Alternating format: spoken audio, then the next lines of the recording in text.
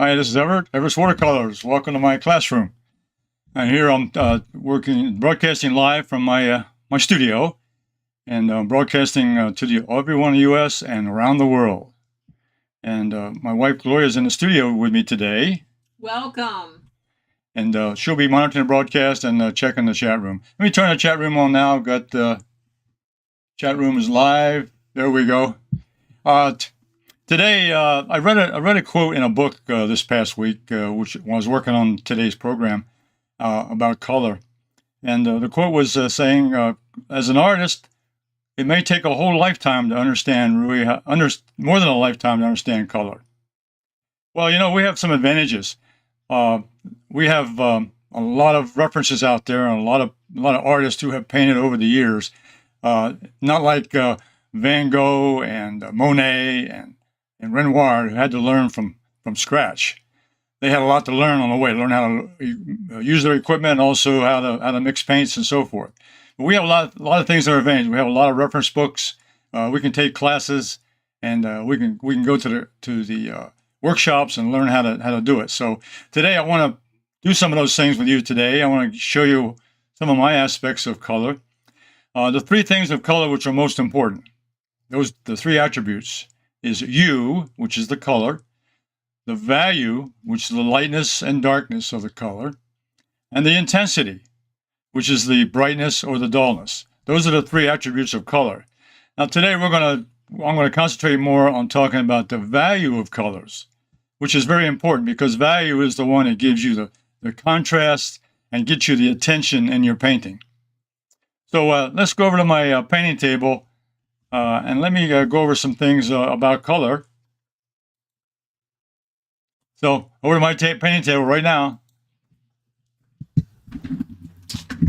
I'll turn my overhead light on.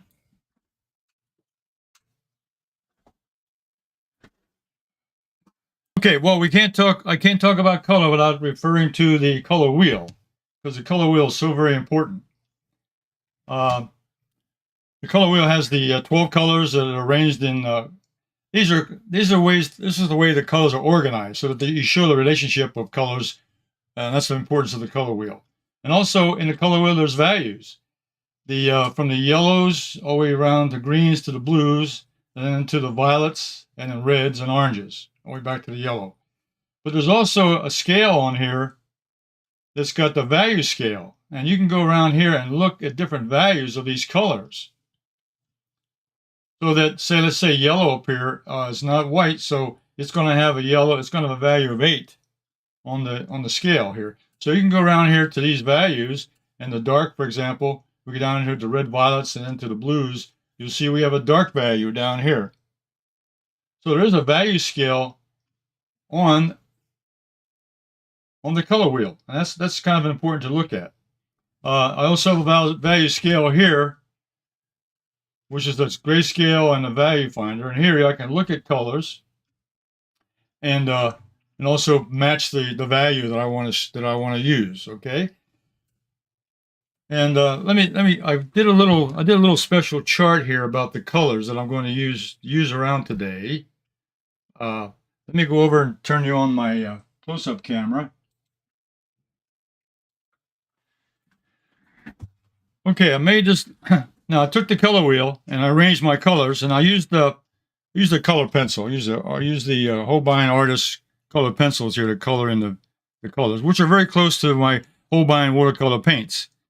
So we start up here at the yellow, and you can see I have a value scale over here on the side, starting with white, which is the color of light, and then I have the highlight, which is the yellow. Now, what that means is that the yellow is the highest value on the value scale. The highest value on the value scale, and the yellow is the highest value. Then we go to the lowest value, which is violets, which has got a low dark value, low dark. So they go from a high value to a low value. That's how the value scales are set up, from low to high. And then you got from white all the way down to black. Over here, I used my Sketch and Wash pencil here to put in the values. and they come pretty close to the value scale. If I look at let's look at the middle value here, which is red and blue. If you put the middle value here on the grayscale, you can see I can pretty well match up with the value scale. Let me turn around this way.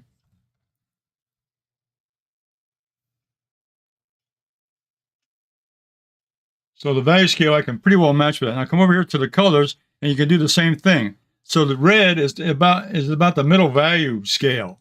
Red, and its other color blue is about in the middle of the scale. So when you look at yellow, it's got the lowest value. It's got the highest value. The middle value is about a red and a blue, and of course the lowest value in value is the violets. But then you got all these other colors that go around the color wheel. For example, orange is kind of a medium value. It's got it's a low, but it's lighter than red and it's darker than yellow. And right across from that is green. These two are about the same value, orange and green. Then you go down here to the reds and blues, which is about your middle value. Then you go below that and you go to the blue violet, and you go to the red violets. That's about your middle before you get to the dark. I just made an error there. The middle gray is really the red orange and the blue green. That's your middle value, right there. That's the middle of the scale. That's the middle of the color scale right there. And that's blue green and red orange. And darker values is the red and the blue. Okay. All right. So that's how the values of the colors are associated as far as the color ranges are concerned. Now we can always lighten a color by adding water. In watercolor, we can add white. We can add water to a color to make it lighter, and we can add a black or a darker color to make it darker. Okay. So there's different ways of adding value to the colors. And we'll talk a little bit about that today. Okay, now the colors I'm going to be using today is going to be the primary. And the primary colors, let me go back to my painting table.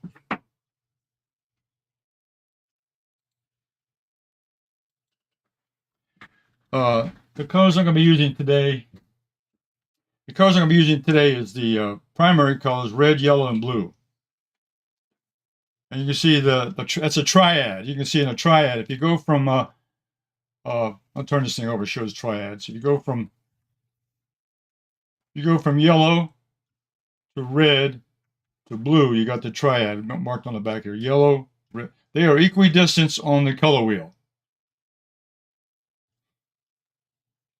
So if you have colors that are equidistant, that's the primary triad, which is yellow, red, and blue. That's the one I'm going to use today in this painting. I'm going to start. But before I get there, let's talk about some of the color changes I've already looked at. This is the range of colors that I can get with those colors.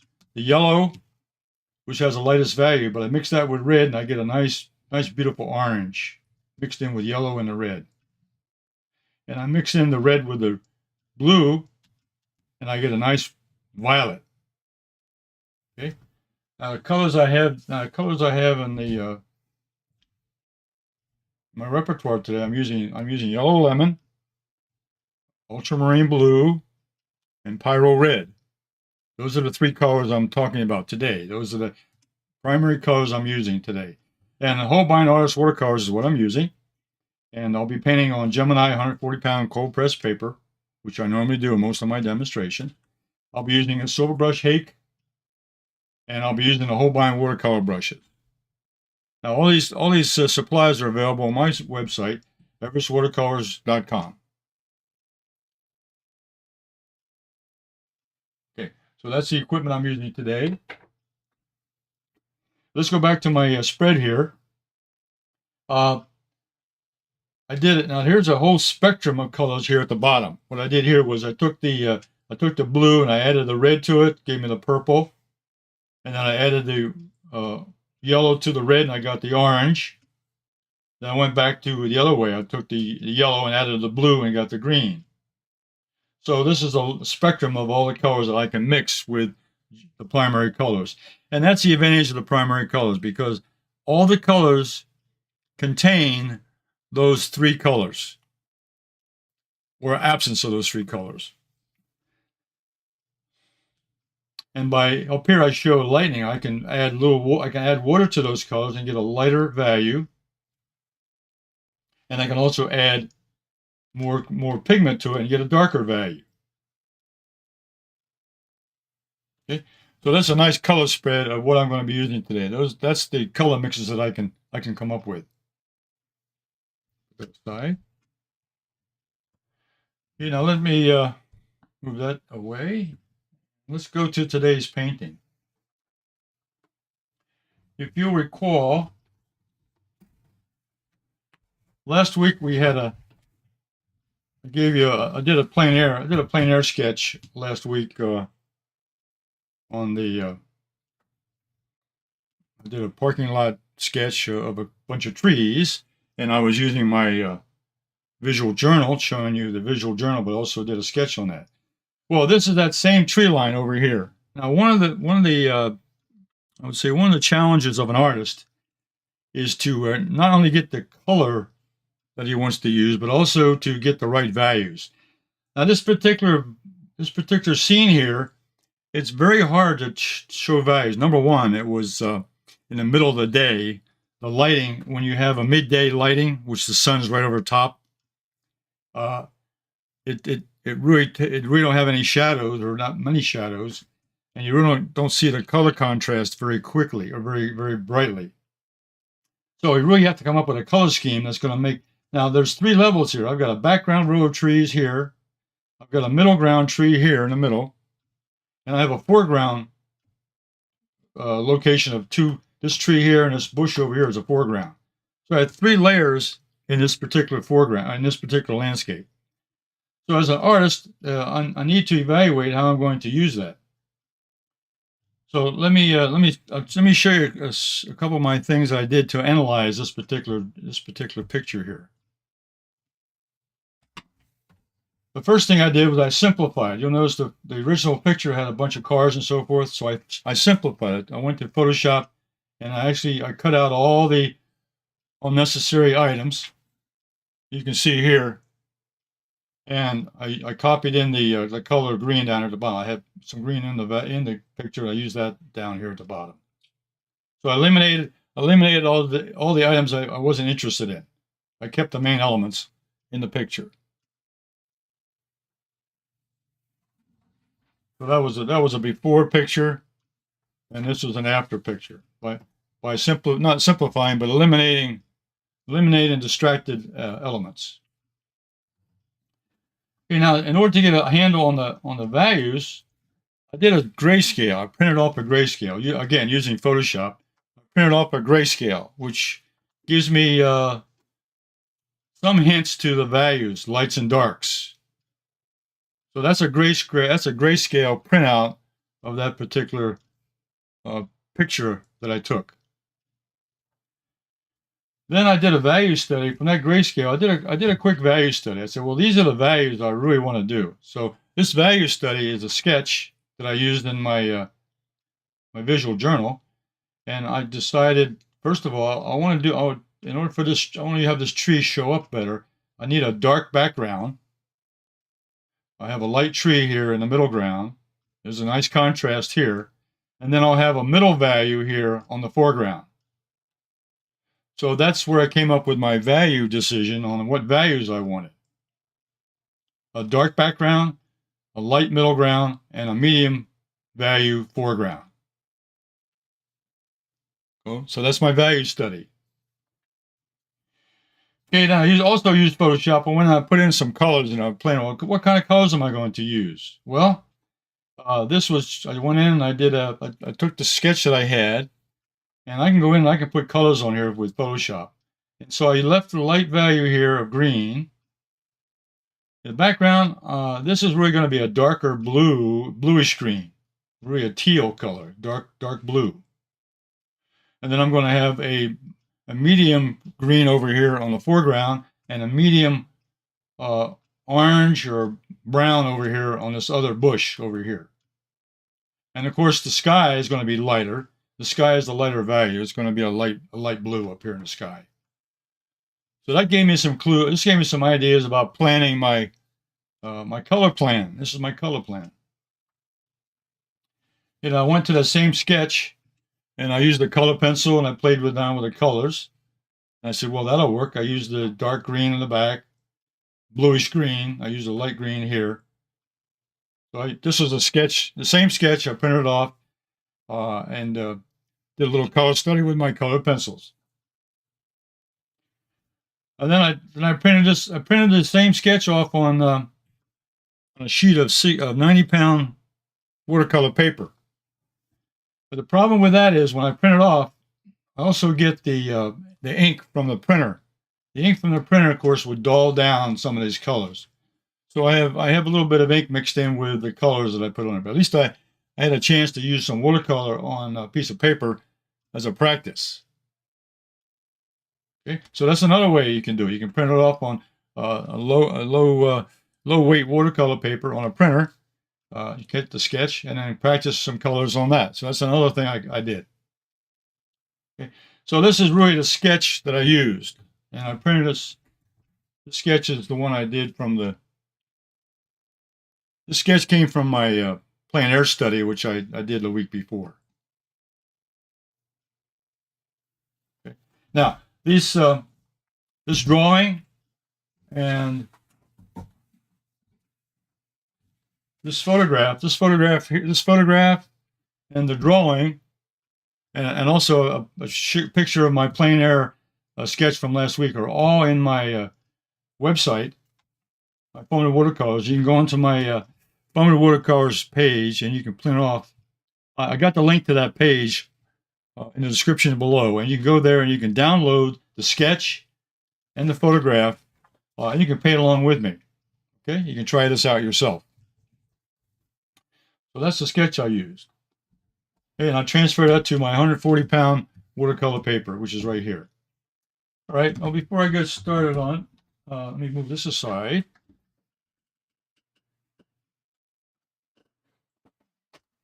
Yep. I did a little bit of color mixing here. Let's do a little color mixing chart, and you can see here the mixes I made. You can see here, this is Ultramarine Blue, and I can lighten it up to make a lighter blue. Then I can add the yellow to it to give me the different colors of green. I get a light green mix or a darker green mix. And here I used lemon yellow, add a little bit of blue to it to give me my green. So I played around with that mix. Now, if I need a brown or an orange, I get the yellow and red mixture. Then I can add a little bit of blue into that and give me a brown. Okay, different values of brown. Add more blue to it, I get a darker brown. So there's a mixture. So really, let's go back to the color wheel. It's really the saturated colors is on the outside of the color wheel. That's the same color as in the palette. That's a saturated color. The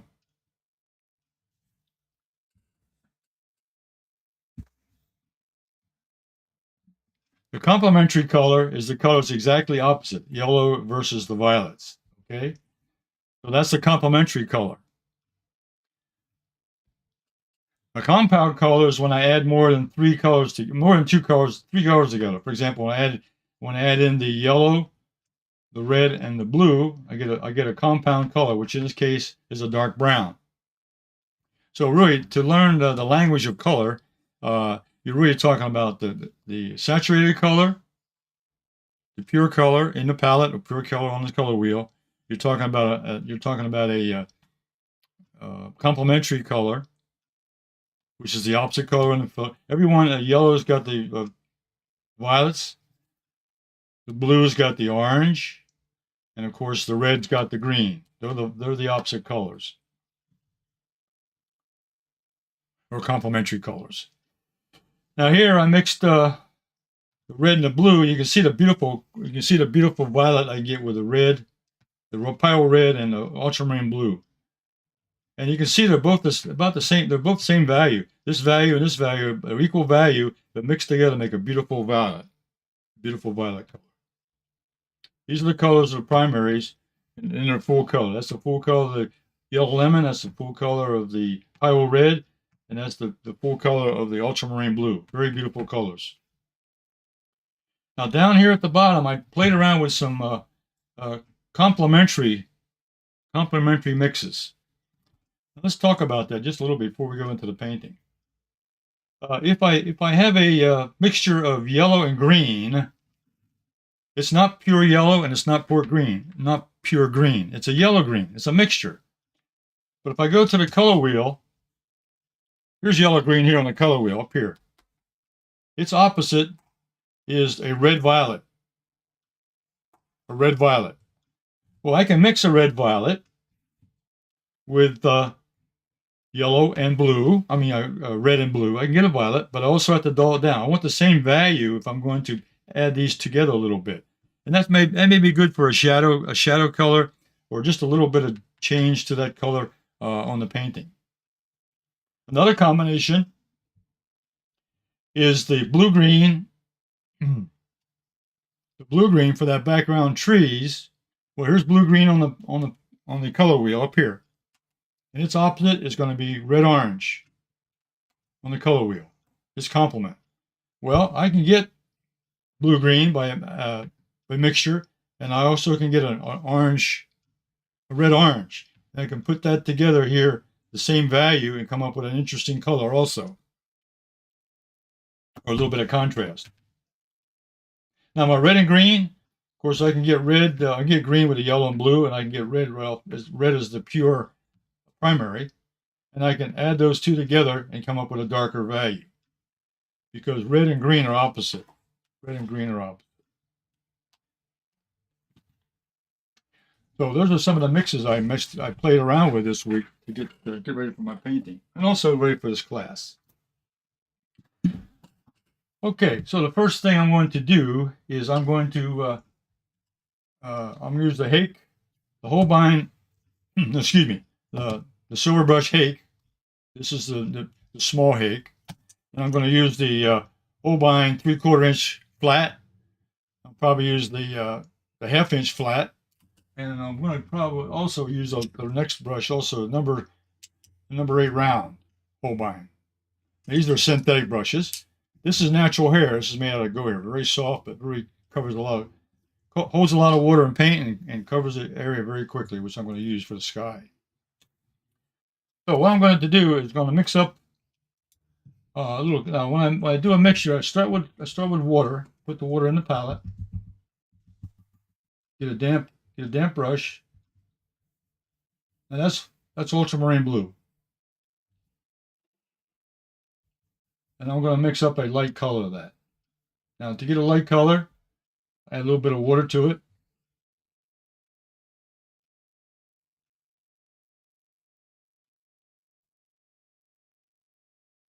And rinse out the brush.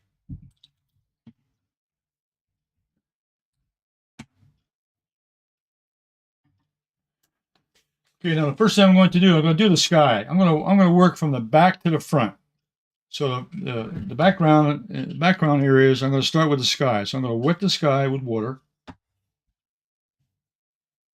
I'm working from the back to the foreground. And this landscape is going to have 3 levels. It's going to have a background layer, it's going to have a middle ground layer, and it's going to have a foreground layer.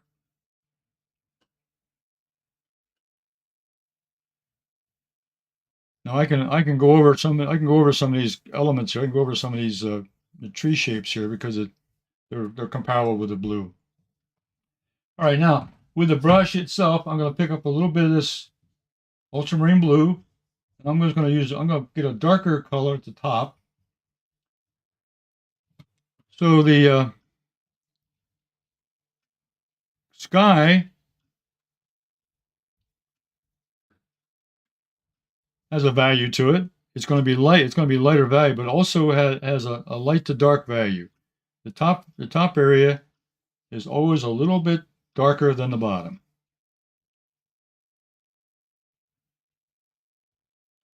So we compensate for that by putting a little more pigment at the top and then a little lighter pigment at the bottom by adding a little bit of water to the mix. So it'll be a graded wash from top to bottom. I'll put a little more blue up, put a little more darker up on the top.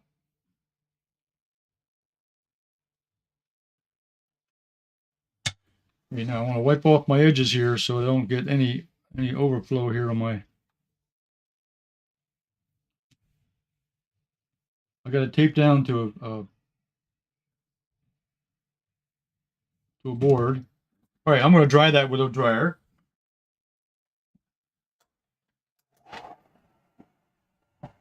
Well, what I did was I mixed a light value of ultramarine blue for the sky. And that'll be my sky color. No mixture. That's just a pure primary color, ultramarine blue. But I changed the value by adding a little bit of water to it, make it lighter.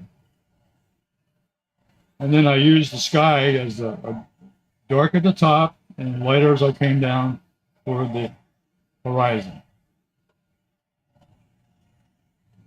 So I have a graded wash for the sky, which will add depth to the painting.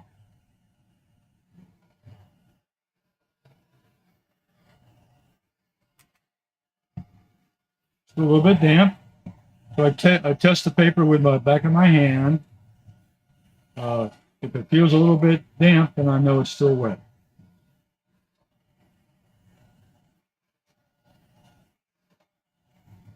Okay. All right. Okay, that's dry enough. Now what I'm going to do now is I'm going to mix up the background trees. There is going to be my color scheme is to have that as a teal color. So what I'm going to do, we're going to mix the primary blue, ultramarine. I'm going to pick up a little bit of, use another brush, pick up a little bit of lemon yellow down here.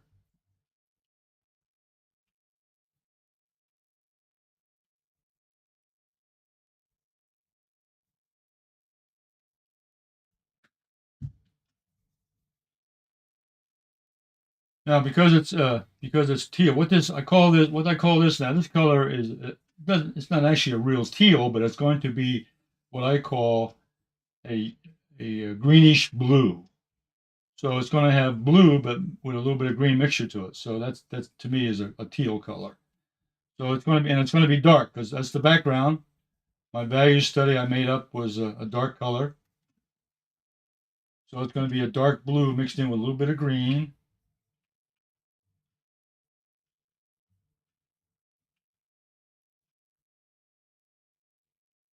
Make sure looking at the area I have to cover, I'm going to make sure I have enough mixture here that's mixed up.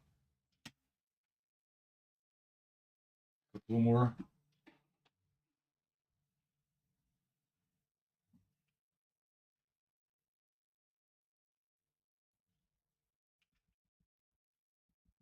And wash out the brush. And also, I know that blue-green, remember on the wheel, blue-green, the red-orange is the complement. Red-orange, so I'm also going to mix a little bit of red-orange. And there's a reason for that, and I'll describe that in a minute. So red-orange, I'm going to add a little bit of red, and mix a little bit of yellow lemon.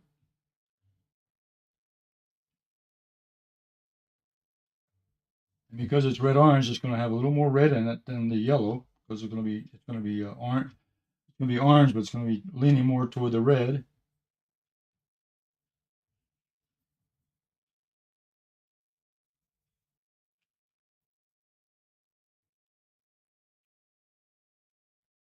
Okay. All right, so I'm ready to paint the background trees. Oh, what I'm going to go in here now is take that, this is the background trees, is that dark greenish blue. And just going to play with the edges here because these are trees, so I'm giving them a little tree edge.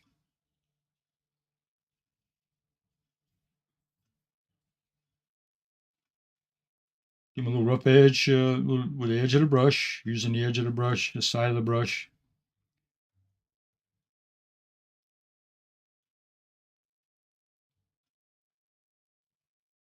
So I'm being a little bit careful for the edges. Then in the middle here, I just put the color in quickly as we can. But along the edges, I want to get a little bit of control of the edges because that will be a little more definition of the subject matter. So this is the background tree. There's a foreground tree that'll come over top of this. So coming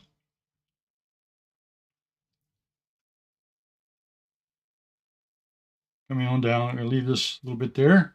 Now I'm going to pick up this red, this little red, orange red. I'm going to put a little bit of that in there. That's going to give me a little variety. And because it's a complement, it'll also darken the color a little bit. So I'll darken it. It'll also give me some color in there. So it'll change. It'll give me a little variety in that color. And that's what I'm looking for, a little variety. So that's why I mixed up the complement, the red orange, to give me that variety. As you read and study more about color and more about paintings, and you look at other artists' paintings, you pick up a lot of clues about how they did certain things. And so you have to observe and read a lot and look at a lot of paintings sometimes, and then find out exactly or study how a painter or an artist did something. There's a lot of good examples out there of artists, different paintings, but you have to study how they did it. I'll put just a little touch of that red in there to darken it. The complement darkens the color up a little bit. It also changes it. Just changes the color. Gives a little bit of shadow pattern. This one over here. Got another background tree over here. I'm being a little careful. Let's just say, I mentioned before, being careful around the edges because that gives me the definition of the object. And I want a rough edge. I don't want a smooth edge. I don't want a regular edge. I want an irregular edge because that would indicate something else. So I want to have an edge that looks like tree lines. So I'm painting it up and down, giving it a shape that looks like a possible tree. And I think what I'll do over here, because of the sky, I think I'll leave a little sky hole over here. I painted over that for a reason. I wanted to leave some of that blue popping through. So I left this one over here. I didn't do it over here. But on this side, I'll make a little change, make it a little different. And I'm also checking my quantity of paint here to see if I still have enough paint to finish this off. That's one of the things you have to be aware of when you're painting, is to make sure you mix enough pigment to finish the job, because it's hard in the middle of a painting to go back and remix paints you started. I'm going to put some more of that, red over here also. The red orange mixed in with that dark green. Again, just to give me a little bit of a texture look, a little bit of change, a little bit of color change, a little bit of value change. It does add a little darkness to it when you add the complement. It does add a little more value to it, so it darkens the color a little bit, and it also changes the color a little bit. And that's what I wanted: a little color change, a little variety.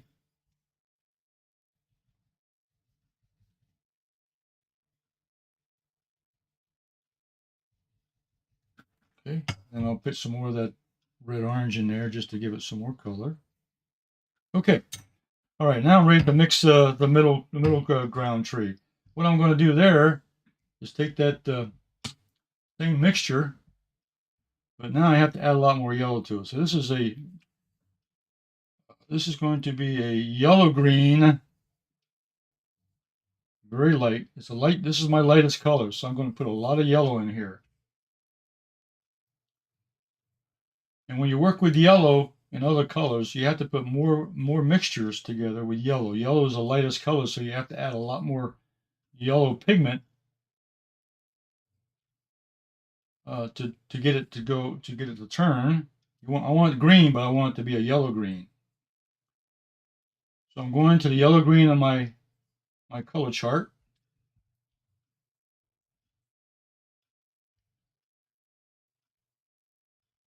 Okay, now what's the complement of yellow green? Yellow green is here. The complement is red violet. So I'm going to mix up a little red violet, just a little bit. So a little bit of that red,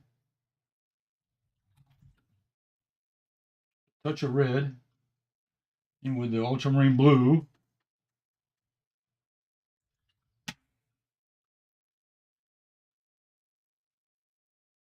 Now also, when I'm checking here now, I got the violet, but now I have to check the value.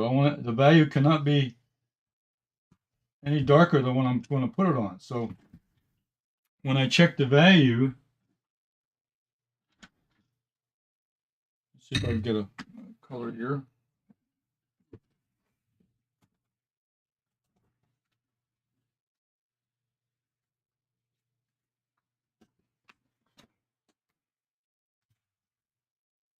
It's a little too dark, so add a little water to it, a lighter mix.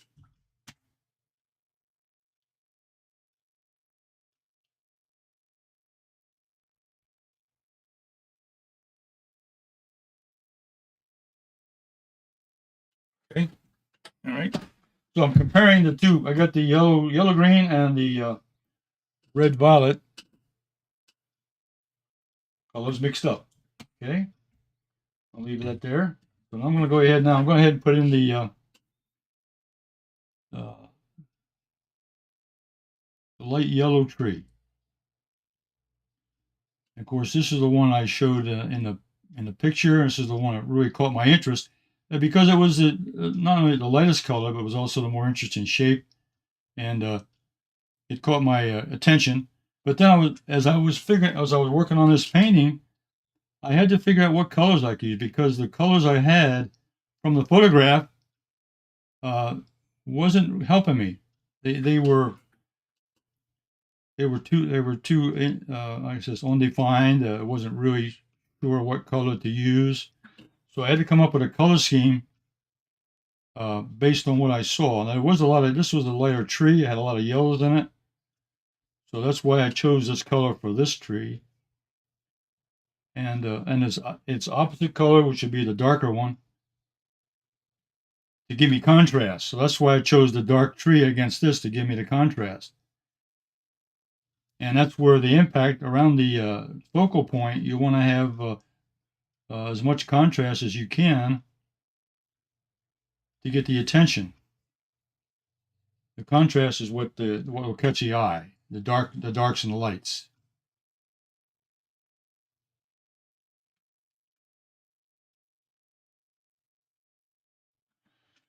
So here I'm leaving some sky holes here also in this one. I just want to have a little, again, to make it more interesting as a painting, and it also gives you a little practice on painting sky holes because they're in nature. You go out and look at the trees, you're going to see sky holes in the trees.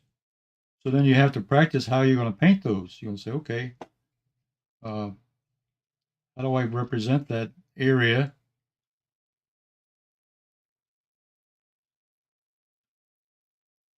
Okay, you'll come on down here.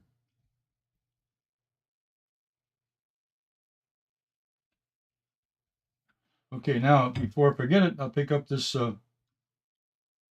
red violet. That's going to go into the green, and this is going to give me a little variety. It's going to give me, and it's the same value, so it'll darken up some areas a little bit because there are branches and they're going to have shadows in and so forth. But it's going to give you a little bit a color change from that yellow green because it's pretty boring to have the same color everywhere. It has to be varied a little bit. And I don't have to mix another color. All I got to do is put the complement in there, and the complement will automatically change the color. So I'm working today with primaries to give me the mixtures I want. I'm using the primary colors to give me the mixtures, but then I'm using the complements to give me the variety and the value change. And that gives me the shadows and parts of the branches and so forth that are in here. There may be a leaf, I'll take a little more of that violet now, a little more of that red violet. Put it on top of this green, yellow green. That'll give me the variety I want. Give me a little change of color. Give me a little lights and darks. Very, very, very light, very slight. Now my last color now will be the or my next color will be the dark green. It'll be the darker green over here on the right. Well, I'll take this same mixture now. I got a light green. Now just add a little blue to that now. So just using these primaries now. All I'm doing is I'm adding a blue, more blue to this yellow green mix.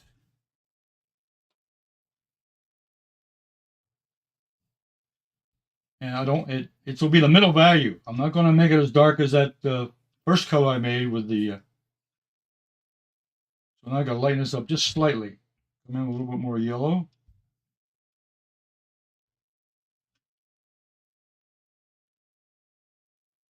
So it's going to be like a middle green. It's going to be like a middle green color. And I think that's pretty close to what I want. Okay.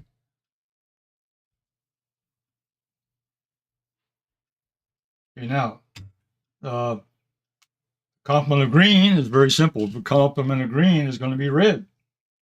Come across the color wheel, green to red. I don't have, this is a mixture green, but that's fine. I'll use that mixture of green, which has yellows in it. Interesting enough, all these combinations I'm making are all based upon that triad. Each color has a color of the other of the three colors, and we'll go over that slightly in a few minutes here. So the red, which is right here, that's going to be the complement.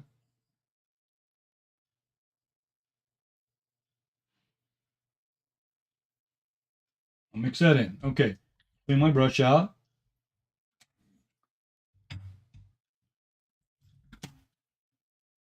Make sure I got that color on the small brush. That's the one I'm using to mix.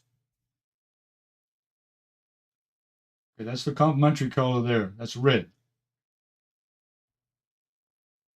And you can see if I look these together, they're about the same value. So when I add a complement to a color, I want the same value, nothing darker or lighter. Okay. So a lot of things to think about, a lot of things to remember about color, but these are some of the rules, or not rules, but these are some of the pointers on mixing colors and so forth. So let me go back to this green now. I'll load up my big brush.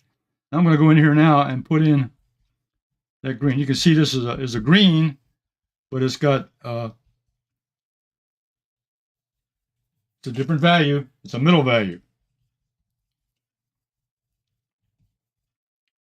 It's darker. It's lighter than the one I put in the background, and it's a little darker than the one I put in the middle ground.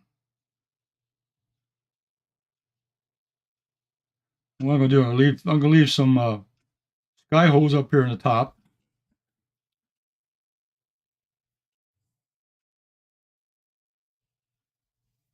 This is a nice green mix. A little sky hole here. Working on branches coming out, so I'm going to use the edge of the brush, corner of the brush, give it a rough look for texture. So I can now, another thing here in this particular painting, as I come forward, I have more texture because it's closer to me. That will give, see, I want to get the impression, I want to also translate the depth of this painting. Color helps me with the color values. The lights come forward, and let me talk about that. The reason blue is so important, the blue recedes, which means it goes back. So the blue in that background trees make them go back into the painting. The more yellows you put into a color, it comes forward. That's why this yellow tree is forward of the background. There's a little bit of yellow here in this particular one.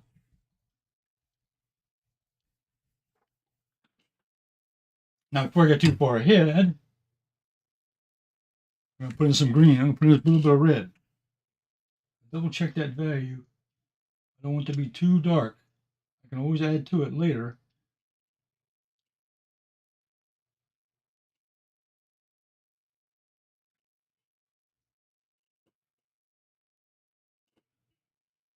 These are leaves. Now I can paint in these leaves, showing that there's leaves up there, different color, different value.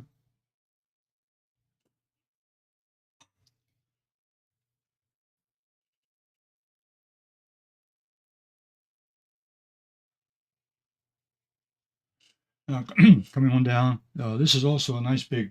This is a big sky hole here. It's got some branches in it, so I'll leave that pretty wide open here.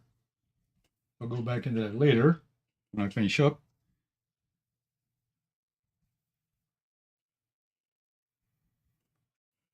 This is a pretty good. This is a quarter sheet paper, so it's pretty good sized painting. So a lot of paper to cover, and I'm going to do it here quickly here so that you can see the results, because I want to.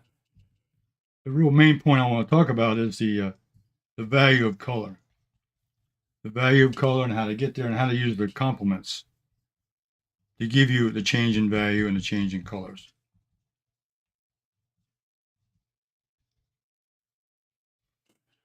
I'll add a little bit of a complement down here. Check that value.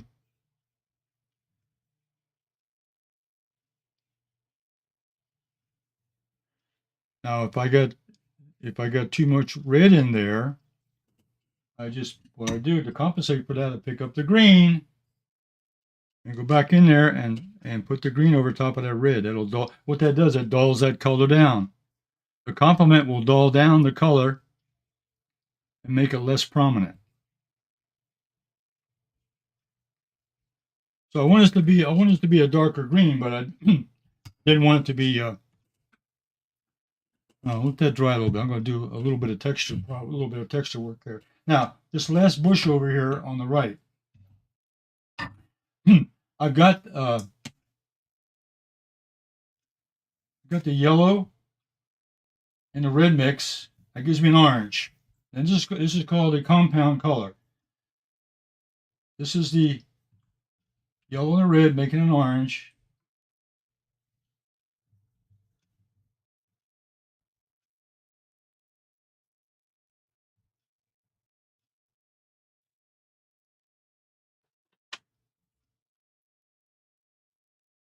And what I'm going to do here is I'm going to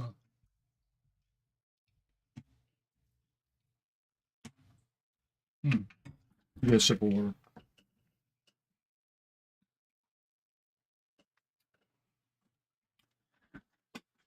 Okay, now down here, I'm going to put this orange color in here into this bush.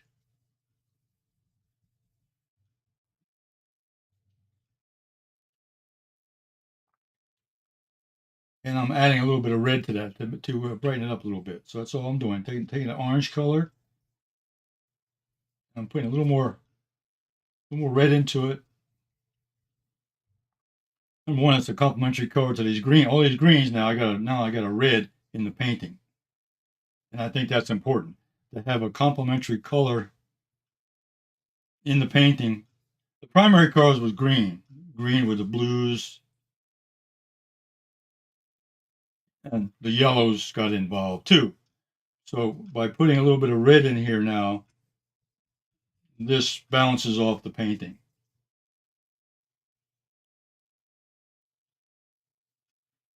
So I'm looking for a little bit of balance for the visual effect of this, okay? And what I can do now, take a little more of that red.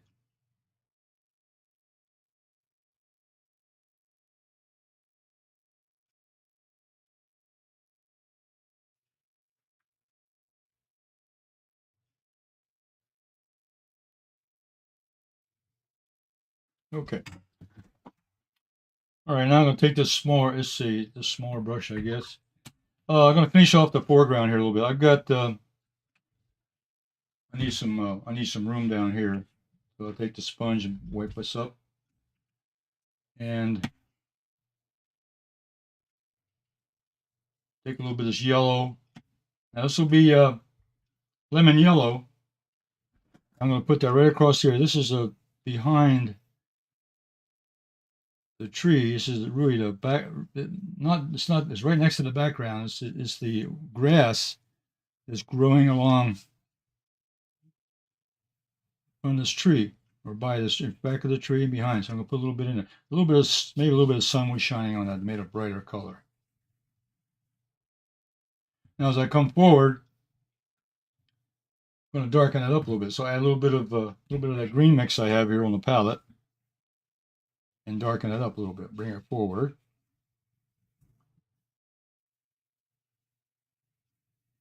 I'm using some dry brush motion here to also give me a break up here.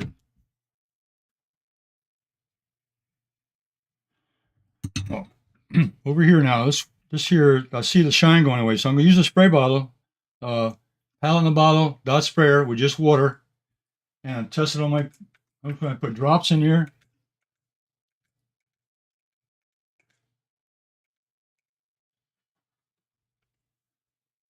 Okay, that's going to give me texture in that tree, which is what I want to see. Okay, so a little more blue in here, got a little bit darker.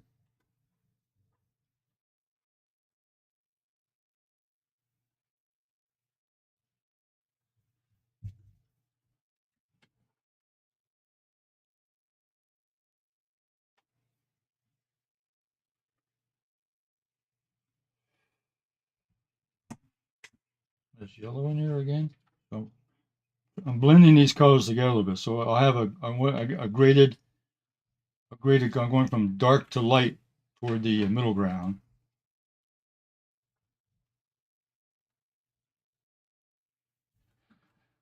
Okay, now that background, I'm going to use another color combination. Because it's dark, I'm going to use the red and the blue to make a dark purple. A dark purple. Maybe mix a little bit of yellow in there. Okay, so that's going to be my shadow. That's going to be the shadow color behind this tree. And underneath the background trees. So what you're seeing today is a combination of using 3 colors, the basic triad, yellow, red, and blue. And I have 3 yellows on my palette. I have 3 reds, and I have 6 blues. So I have probably enough to make 50 different triads with red, yellow, and blue.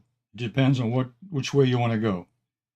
And that's what your options are. If you have different colors of blues, then you can make another triad. But as long as you have the 3 colors for mixing, the red, yellow, and blue, you can make up thousands of combinations of different colors. Okay. Now the last little thing I want to do is take another. I'm going to do another compound mix just for fun. And this is my last move.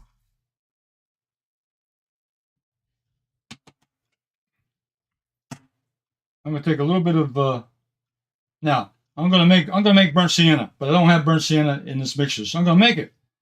But what is burnt sienna? It's really an orange. So I'm going to make an orange. Red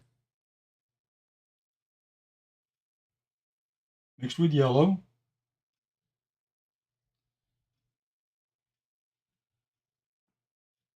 There's the orange. Now, that's bright. So how do I dull down an orange? I use the complement. And what's the complement of orange? is blue violet. No, excuse me, orange blue. Complement of orange is blue. Well, I have blue on my palette, ultramarine blue. So I'll take a little bit of ultramarine blue. And I mix that in to dull that down. Now I've lost the color a little bit, so I go back in now and mix some more of that color on top.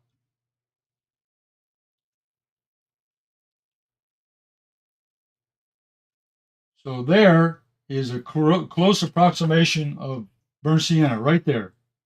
I mixed the primaries. I mixed the yellow and red to give me an orange. I dulled it down with an ultramarine blue to give me the brown. Now I can play with that color there with reds and yellows and so forth to get it as close as I want to. But that is my burnt sienna color right there. Bam! Then I go in here to my tree trunk. I can light it up just a little bit.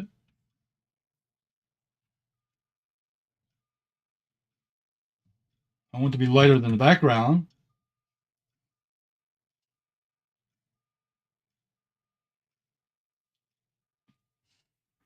And maybe there's a little bit of shadow on this side. So I'll mix a little darker blue with that mix. A little darker blue, make a dark brown with that burnt sienna, and put that on the shadow side over here.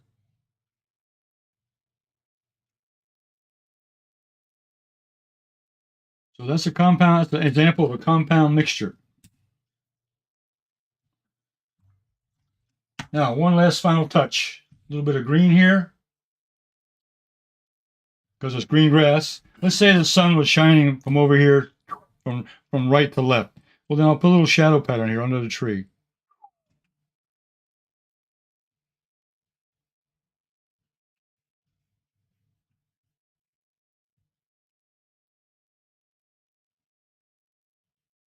There's my shadow pattern. And then I'll take I'm finally going to use my number 8 round.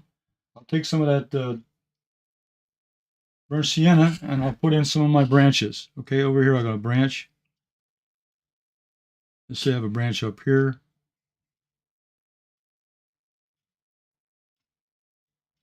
A key part, don't want to get carried away. Then I have 3 or 4 branches over here. So I'll put a branch in here. Maybe branch it off.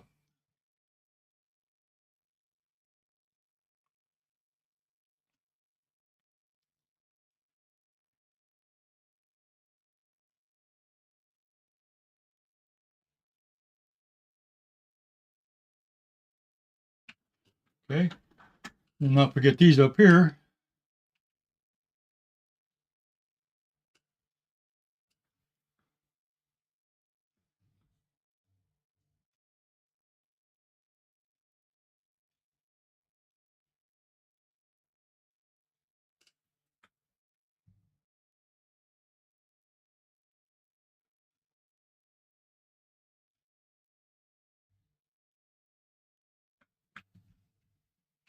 Okay. The only thing I would do here is I can knock off some of these little colors there, but I'm going to let that go. Okay. All right. That's a demonstration painting using a triad of red, yellow, and blue. Let's put a mat around that.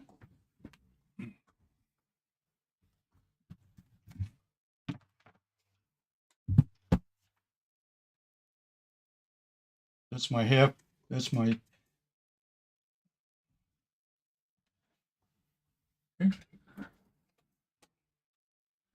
Okay. Now what this did was the light blue for the sky. Then I had a dark blue, which I made a mixture of blue and green.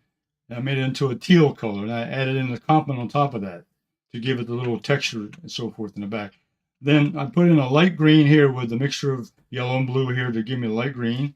Same colors, but a different mixture. And then for the foreground, I used a middle ground green over here to give me a middle tone or middle value green. And then I'll use the orange over here with the red to give me a brownish red over here on the side. And that gives me a complementary color between all the greens and blues. This little orange over here. So it kind of balances off the painting. Okay. Now, if you'll notice over here, the spray bottle, if you look up close, I get texture. I'll bring it up closer to the screen.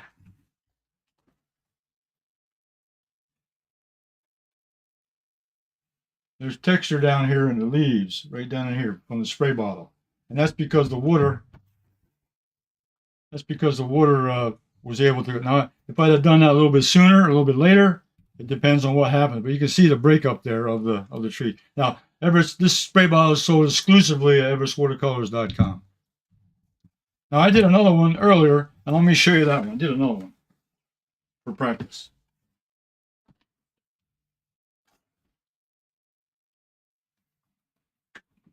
It's a little smaller. I made this into a smaller painting. But I did the same thing on this one. This is a smaller painting. I think it turned out real nice. Okay. Same idea.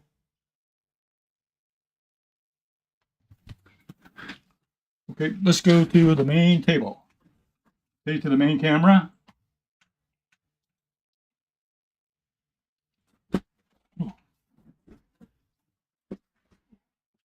It's getting in the way. I'm trying to move stuff away here so I can move my table up here. Okay.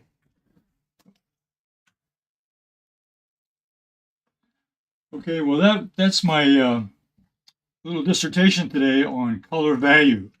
And I think it's very important to understand that mixing those colors is something that just takes a little bit of practice. You got to get your palette out and your brushes and just practice. Practice mixing those colors and study the different colors you need.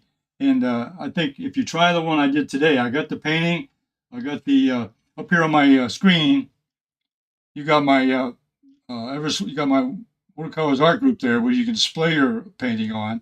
And up here you got Fun with Watercolors. That's the link to get the drawing and the painting, so you can go ahead and make your own design.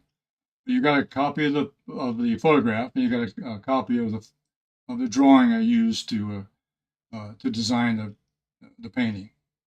And up here on my website, there's my classroom. You'll see the live show up there on my classroom. To look at it again, you can go to my Everett Watercolors class.html, which is on my website. My website here at the very top. So don't forget to subscribe to my YouTube channel and to Facebook. And keep track of me each week as I come back on Thursday at 2 o'clock. And I'm going to have, there's lots of other things to talk about with colors. I mean, you got the hue, you got the values, and you got the intensity. Those are the three attributes. But you can mix and match all those. You can mix and match all kinds of colors. Today I just used 3 primaries. And you can imagine if you have 15 colors on your palette, how many colors you can come up with, how many combinations. So it's a infinite number of colors you can make, and infinite number of paintings you can make out of that. So I'll see you next week on Thursday at the same time at 2 o'clock Eastern Standard Time. So